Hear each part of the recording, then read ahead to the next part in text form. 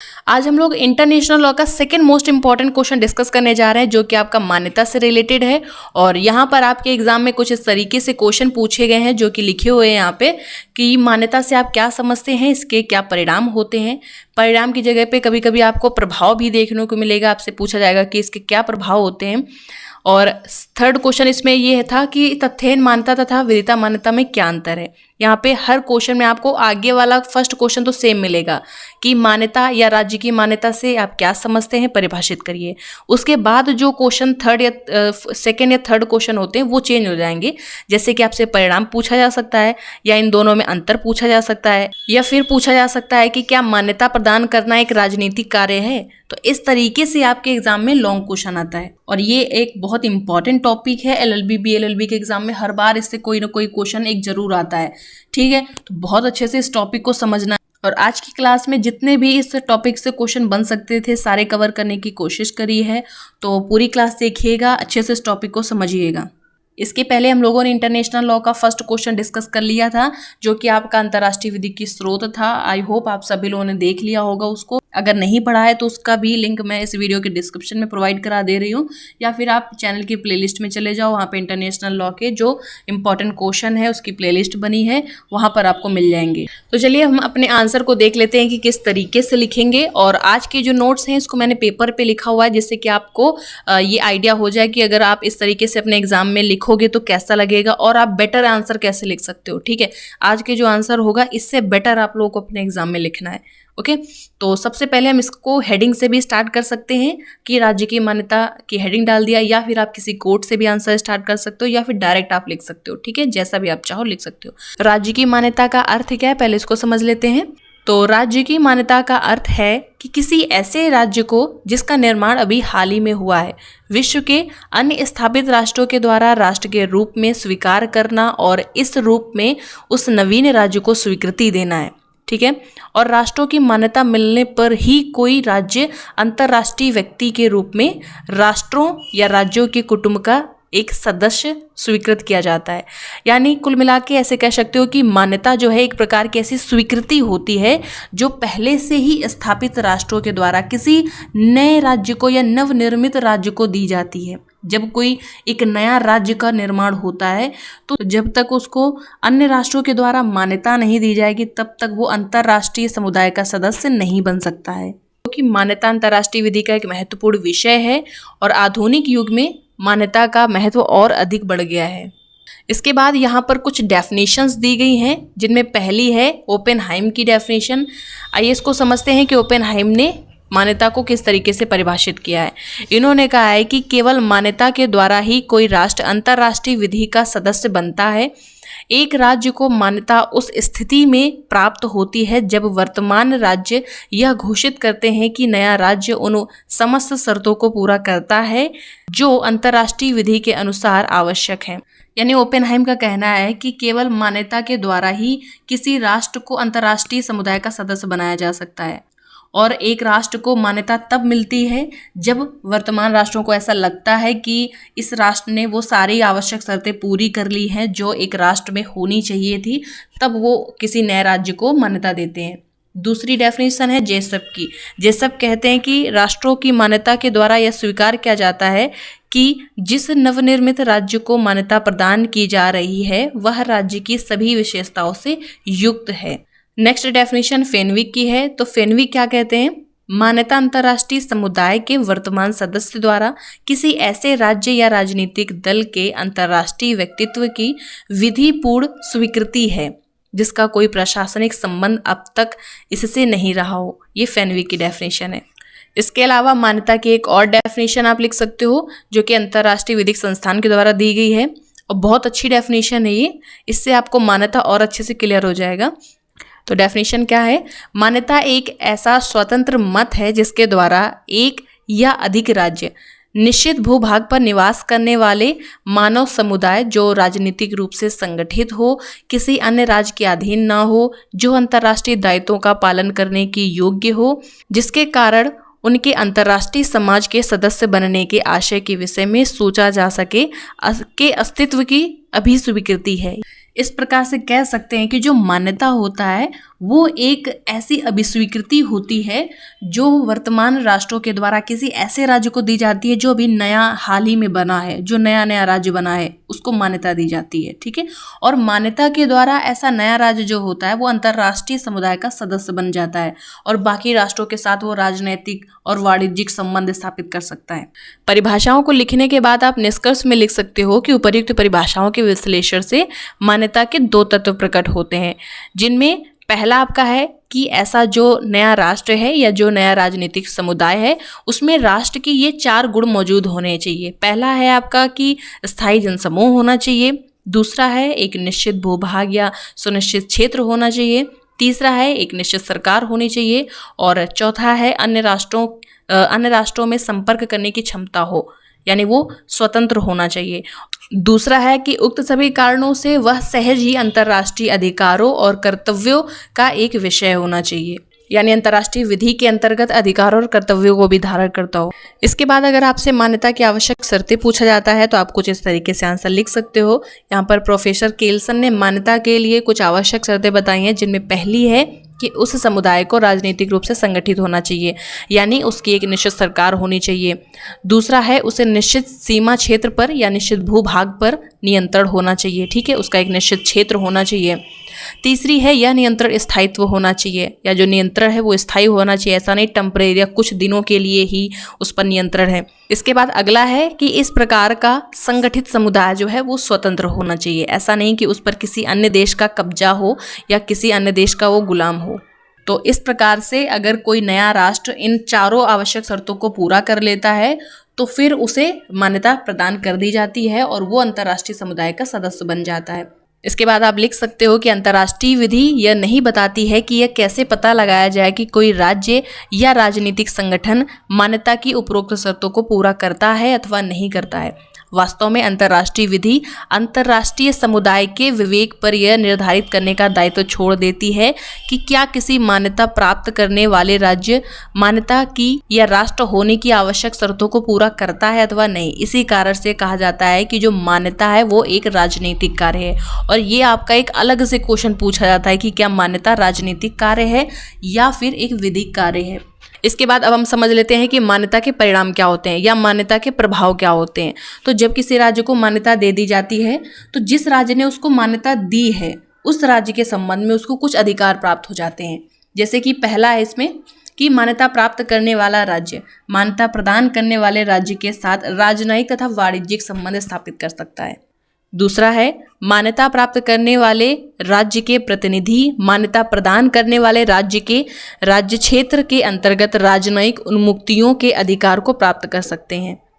तीसरा है मान्यता प्राप्त करने वाला राज्य मान्यता प्रदान करने वाले राज्य के साथ किसी विषय पर संधि वगैरह कर सकता है।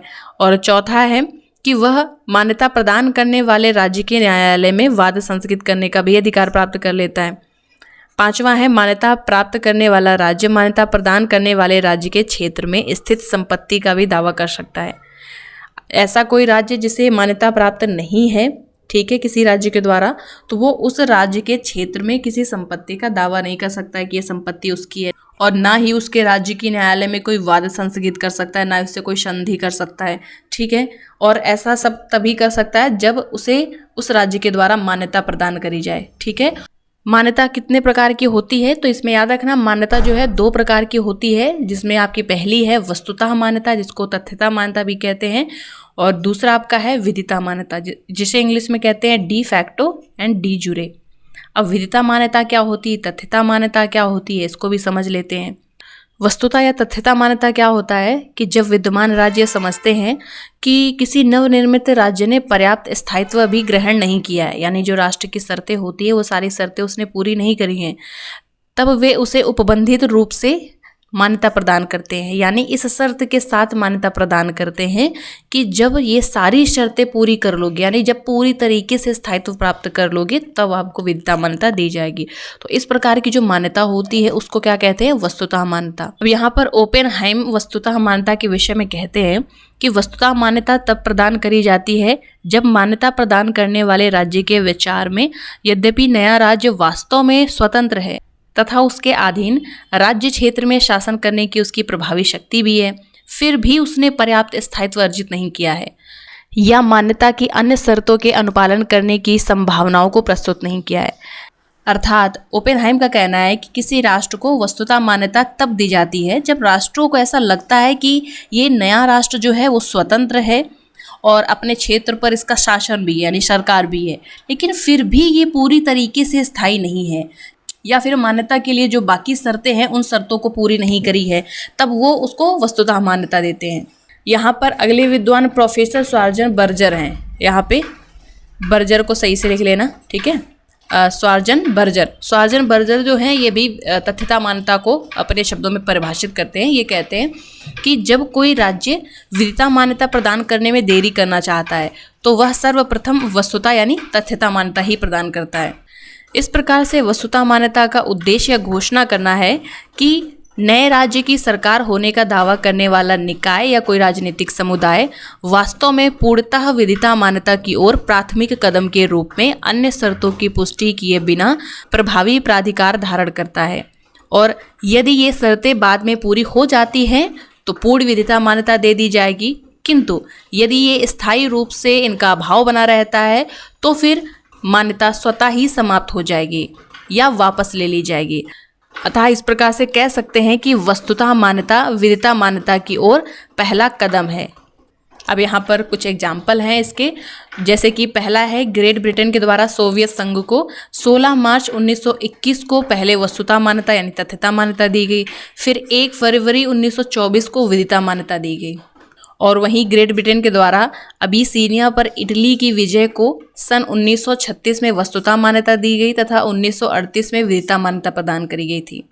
अब का दूसरा है विदिता मान्यता। और विदिता मान्यता क्या होता है कि जब वर्तमान राज्य समझते हैं कि नया राज्य स्थायित्व तथा स्थिरता सहित राजत्व यानी राष्ट्रत्व के सभी आवश्यक गुणों को धारण करने में सक्षम है, तब प्रदान की गई मान्यता को विदिता मान्यता कहते हैं। विदिता मान्यता अंतिम होती है और ये स्थायी होती है। और जब किसी राष्ट्र को विदिता मान्यता भी प्राप्त हो जाती है तो वो अंतर्राष्ट्रीय समुदाय का सदस्य बन जाता है और मान्यता प्रदान करने वाले राज्य के संबंध में उसको कुछ अधिकार प्राप्त हो जाते हैं। और ऐसा जरूरी नहीं है कि हमेशा पहले वस्तुतः मान्यता दी जाए और उसके बाद ही विदिता मान्यता दी जाए। जब नया राज्य शांतिपूर्वक तरीके से तथा संवैधानिक तरीके से अस्तित्व में आता है तब सीधे विदिता मान्यता प्रदान की जा सकती है, लेकिन जब एक राज्य क्रांति के माध्यम से गठित होता है तब कभी कभी राष्ट्र पहले उसको वस्तुतः मान्यता देते हैं और बाद में उसको विदिता मान्यता देते हैं। और जो विदिता मान्यता होती है वो अंतिम होती है। अगर एक बार किसी राष्ट्र को विदिता मान्यता दे दी गई है तो फिर बाद में उससे वापस नहीं ली जा सकती है। अब आइए समझ लेते हैं कि वस्तुतः मान्यता और विदिता मान्यता में अंतर क्या होता है। तो वैसे वस्तुतः मान्यता प्राप्त और विदिता मान्यता प्राप्त राष्ट्रों के आंतरिक कार्यों में कोई अंतर नहीं होता है। वस्तुतः मान्यता प्राप्त राष्ट्र के जो कार्य होते हैं आंतरिक, जैसे विधायी न्यायिक, वही सेम कार्य जो है विदिता मान्यता प्राप्त राष्ट्र के होते हैं, जैसे कि ओपेनहाइम ने कहा है। लेकिन फिर भी इनमें कुछ अंतर है, इनकी प्रकृति को लेकर के, इनके कुछ अधिकारों को लेकर के कुछ अंतर हैं, जो कि इस प्रकार से है। जिनमें पहला है वस्तुतः मान्यता को वापस लिया जा सकता है। अगर किसी राष्ट्र को पहले वस्तुतः मान्यता दी गई है तो उसे अगर वो सारी शर्तों को पूरा नहीं करता है जिस शर्त पर दी गई थी तो वो वस्तुतः मान्यता वापस ली जा सकती है। लेकिन विदिता मान्यता अगर एक बार दे दी गई है किसी राष्ट्र को तो फिर बाद में वह वापस नहीं ली जा सकती है। दूसरा अंतर है कि वस्तुतः मान्यता मान्यता की दिशा में प्रथम कदम होता है और वहीं विदिता मान्यता जो है ये मान्यता की कार्रवाई पूर्ण करता है और उसके पश्चात मान्यता प्राप्त राष्ट्र एक अंतर्राष्ट्रीय व्यक्ति बन जाता है या अंतर्राष्ट्रीय समुदाय का सदस्य बन जाता है। तीसरा अंतर है वस्तुतः मान्यता प्राप्त राष्ट्र के प्रतिनिधियों को पूर्ण राजनयिक उन्मुक्तियां नहीं प्रदान की जाती हैं। यानी जब एक राज्य के जो राजनयिक प्रतिनिधि होते हैं दूसरे राज्य में जाते हैं तो उनको कुछ वहाँ पर उन्मुक्तियाँ प्राप्त होती हैं, जो कि वस्तुतः मान्यता प्राप्त राष्ट्र के प्रतिनिधियों को नहीं होती हैं। और वहीं विदिता मान्यता प्राप्त राज्य के जो प्रतिनिधि होते हैं उनको राजनयिक उन्मुक्तियाँ पूरी तरीके से प्राप्त होती हैं।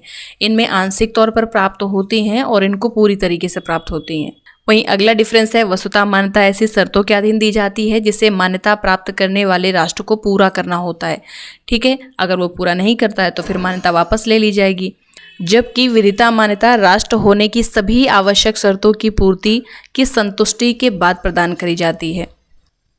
इसके बाद 5वां डिफरेंस है कि वस्तुतः मान्यता प्राप्त राष्ट्र मान्यता प्रदान करने वाले राज्य के राज्य क्षेत्र में स्थित संपत्ति को प्राप्त करने के लिए दावा नहीं कर सकता है, और जबकि विदिता मान्यता प्राप्त राष्ट्र जो है ऐसा दावा कर सकता है।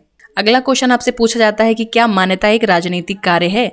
तो अब इस क्वेश्चन का आंसर सबका अलग अलग हो सकता है, आपको जैसा मन हो आप उस हिसाब से दे सकते हो। करना क्या है इसमें, पहले आप मान्यता को बता दो कि मान्यता होता क्या है, फिर अलग अलग विद्वानों की डेफिनेशन यहाँ पर दी गई, जैसे फिलिप मार्शल ब्राउन की डेफिनेशन दी गई, लॉटर पैट की डेफिनेशन दी गई है, एडवर्ड कलिंग्स की डेफिनेशन दी गई है, जेसप की डेफिनेशन दी गई है।